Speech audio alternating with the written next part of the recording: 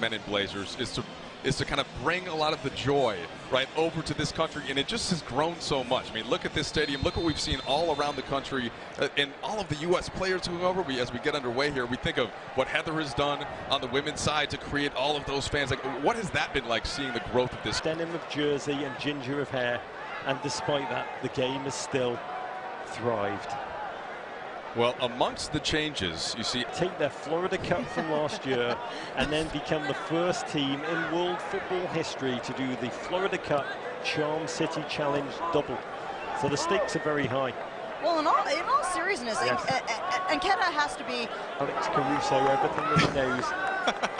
And hey, just, God, one of the true greats and joyous human beings on the line. Oh, don't go out on a goal, Roger. Don't go out on a goal. He's having a little bit more of a role here at Everton. Fit, fast. I asked, who's the fittest Arsenal kid? I mean, he was out on loan for a long time. A lot of people wondered if he would play for Arsenal again, and here he is getting him running. I really like his engine.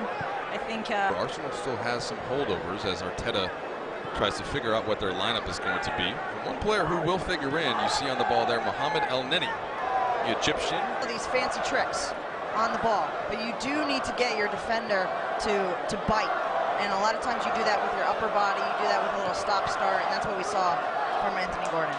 Well, Heather, you say your players, and of course as the El-Neni is almost going to play Bellerin through, can't quite get in the end of it, and he was offsides anyway. A lot of excitement about Pepe. It was the most expensive signing in Arsenal history.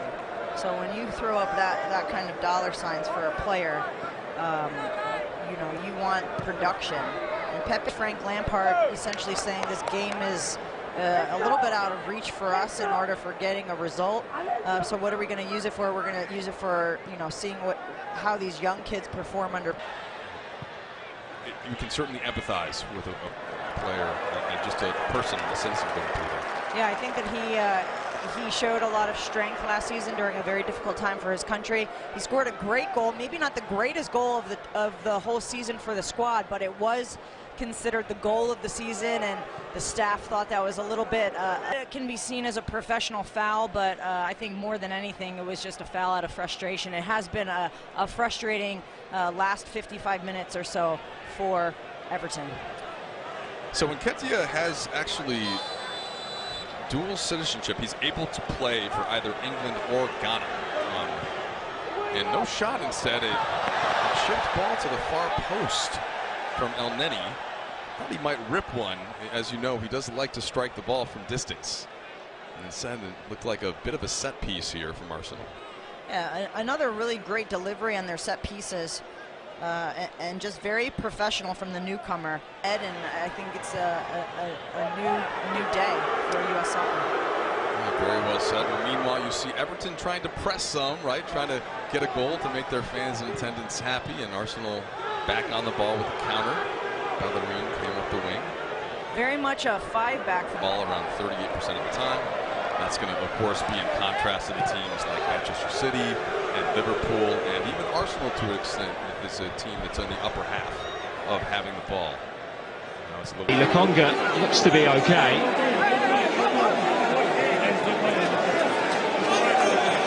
Punching tackle right at the end of the match. You can see why the referee has blown his whistle. And he did. Completely unnecessary from James Tarkowski. Which is really a sour end to this game.